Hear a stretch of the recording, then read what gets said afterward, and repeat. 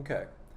A quick example of why it's important to have a positive to negative ratio of how you attend the students in the classroom on a kindergarten level, because that's when I observed this behavior.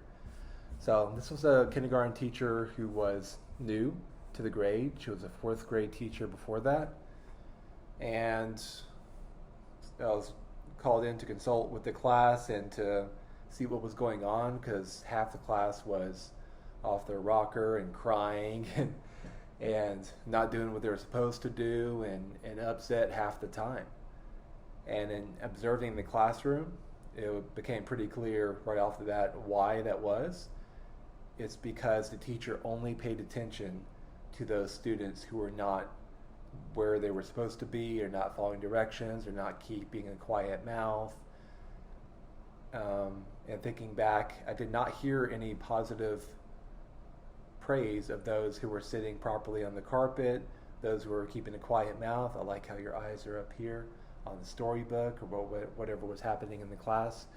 But instead, the attention was on the kids who were up and doing this and doing that and doing this, and the structure wasn't in place for the consequences to make a dent in those behaviors in the first place. But anyway, so these kindergartners were distraught and upset because they weren't getting that nurturing and positive praise, especially at that age, that they really need. They need the teacher to see them doing well and to praise them and to say, I need to see more of that, and you're doing such a good job.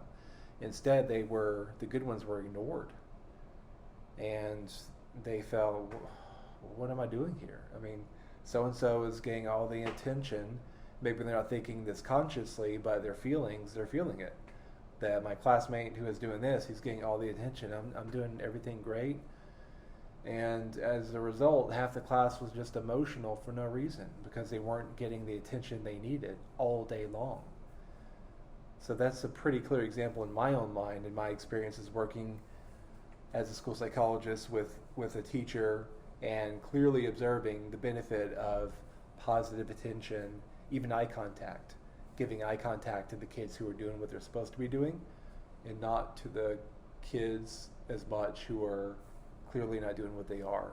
So that was a pretty clear example of that I just wanted to share of why it's important to pay attention to those who are doing the positive things, because the kids who get the most attention for whatever behavior they're engaging in, that will be the status quo. You don't want the status quo to be the kids who are not following directions and where all the attention is going from the teacher.